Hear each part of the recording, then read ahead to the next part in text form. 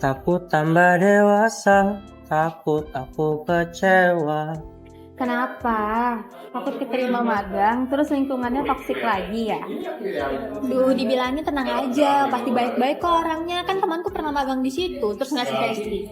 Kenapa khawatir? Gak bakal kenapa-kenapa, percaya deh. Pasti ini terinspirasi dari Oji ya? Hah? Apaan? Apakah mayoritas lingkungan kerja itu toksik? Bagaimana cara memiliki lingkungan kerja yang sehat? Aku butuh ini nih. Kok dibuang sih? Soalnya kalau misalnya aku nulis itu, khawatirnya nggak ada yang baca. Soalnya kan nggak ada topik hangat gitu loh yang bersambungan sama tema itu. Kata siapa nggak ada? Nih, coba ikutan kampanye saya dan kita. Di situ ada banyak cerita pengalaman kerja dari berbagai profesi. Nah, padahal sendirinya tahu ada gituan, tapi masih aja overthinking. Bisa sih. Kalau gitu, bantuin bikinnya yuk. Kecil.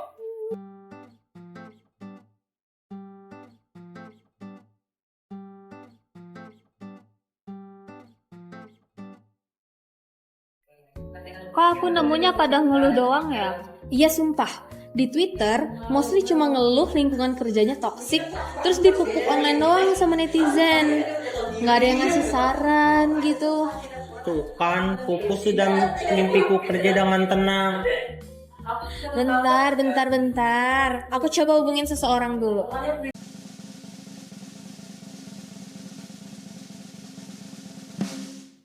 Hai, kenalin, aku Dia Putri. Sekarang aku bekerja sebagai content writer di Kaltim Today. Hal yang menarik adalah ini salah satu passion yang mungkin sebenarnya udah aku kerjain sewaktu aku masih kecil. Dimulai dari menulis cerpen, akhirnya Kak Diah terbiasa untuk menulis dengan mengumpulkan data yang mengantarkannya menjadi seorang content writer yang berfokus untuk menulis artikel berita. Pada awal karirnya, setiap artikel yang dibuat Kak Diah harus melalui editing terlebih dahulu sebelum dipublikasi. Kak Diah mempelajari setiap revisi yang diberikan sampai akhirnya beliau diberi hak untuk melakukan revisi mandiri, bahkan mempublikasi tulisannya sendiri. Dulu waktu aku lagi skripsian, aku tuh sempat berdoa. Kayaknya salah satu jawaban dari doa itu. Aku tuh kayak, ya Allah aku tuh pengen gitu.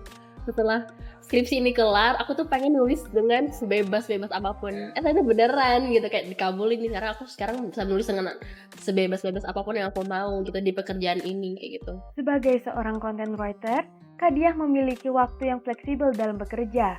Beliau bebas menjalankan kewajibannya kapan dan di mana saja, asalkan target perusahaan terpenuhi tepat waktu. Kak Diah menyadari bahwa kita harus peduli pada diri sendiri dengan menerima apapun yang kita rasakan. Terbuka dengan kebutuhan diri, tetap harus seimbang dengan pemenuhan tanggung jawab yang kita miliki pada pekerjaan kita. Sebelumnya, Kak Diah bekerja sendirian saja, namun sekarang Kak Diah sudah bekerja dalam tim bersama dengan teman-teman magang di Kaltim Today. Awalnya tuh aku nggak mau terkesan kayak I'm a leader nih gitu, atau aku bosnya, atau aku nggak pengen sih. Maksudnya kayak aku sangat terbuka untuk segala kritik dan saran. Kalau mereka mau ada ide atau segala macam, aku terbuka banget. Ada sih aku pernah menemukan di Twitter itu kayak kamu jangan terlalu santai sama anak buah kamu kayak gitu, dan takutnya kayak kelewat batas segala macam kayak gitu kan. Sejauh ini sih kayaknya enggak, mereka sangat sopan sih. Kak Diah mengaku bahwa beliau dan rekan kerjanya bekerja dalam satu meja yang sama, sehingga interaksi sering terjadi. Dengan lingkup yang kecil itu, keterbukaan menjadi elemen utama dalam menjaga hubungan profesional. Ketika suasana kantor sedang hektik, Kak Diah dan rekan kerjanya saling mengerti dan lebih peka ketika ada rekan yang memerlukan bantuan. Mereka akan spontan saling membantu dan mendengarkan ketika ada yang memiliki keluhan. Kita harus mengungkapkan kekhawatiran kita dengan jelas untuk memastikan pekerjaan yang kita lakukan dapat memberikan hasil maksimal. Nilai ini ditanamkan Kak Diah untuk meyakinkan rekannya tentang pentingnya kerja sama tim. Kak Diah mengingatkan agar kita berinisiatif membawa aura positif di lingkungan kerja agar tercipta ruang yang nyaman untuk setiap individu. Kemudian, Kak Diah juga menitipkan pesan untuk kita semua. Misalnya gini, baru pertama kali kerja, cari tahu dulu tentang company-nya gitu kan, lingkungan kerja seperti apa. Apalagi kalau misalnya kalian memang berfokus sama teman-teman kerjanya.